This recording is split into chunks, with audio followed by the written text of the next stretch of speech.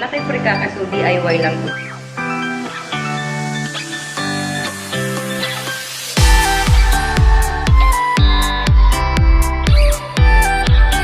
Hey guys, it's Reg. Welcome to my channel. So today, gagawa tayo ng sushi bake. Actually, biglaan kasi naisip ko may tira kaming crab stick sa fridge kasi dahil nag-shabu-shabu. Meron pa kaming mga nori and rice, Japanese mayo. So naisip ko na gumawa na lang ng sushi bake DIY.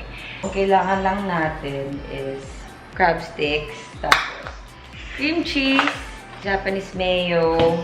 Wala akong furikake, so ginawa ko. Meron kami ditong sesame seeds. Ayan. Tapos, yan, ginawa ko na lang siyang ganyan. Gagawin natin muna is, imimix natin yung rice sa bowl with vinegar. Wala tayong rice vinegar. So, lalagyan ko ng vinegar, onti lang. Sugar, salt, tsaka sesame oil. So, yeah. Let's go. So, I already have the rice. So, gagawin ko, lalagyan ko lang ng half tablespoon ng vinegar.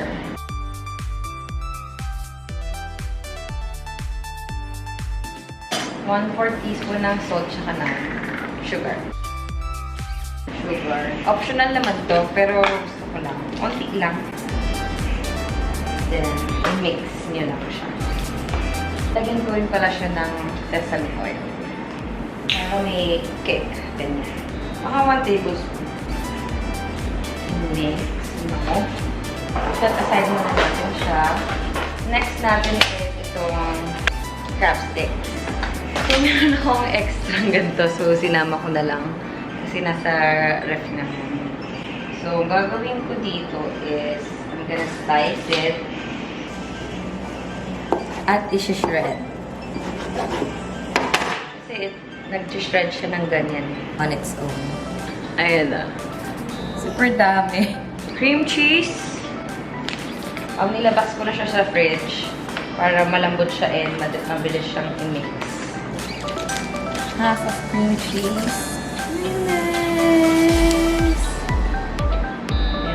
And mix. After that, lalagyan natin siya ng 1/4 teaspoon salt and sugar ulit.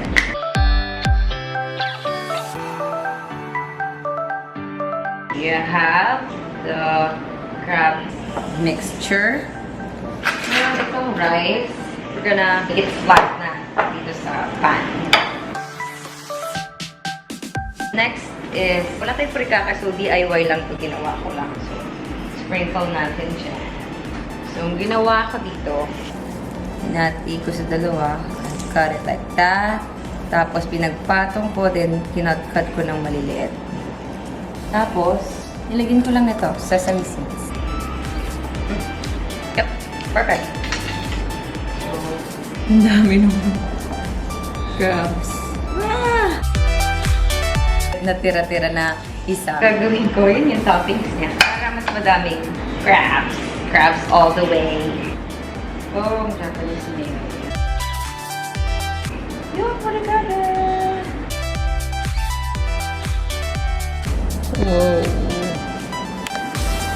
There. We will bake it for 20 minutes. For 20 minutes. Okay, I think it's ready.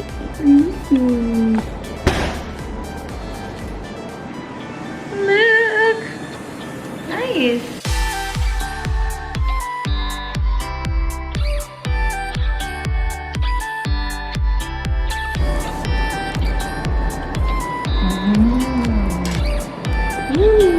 I hope this will help you make your own baked sushi at home.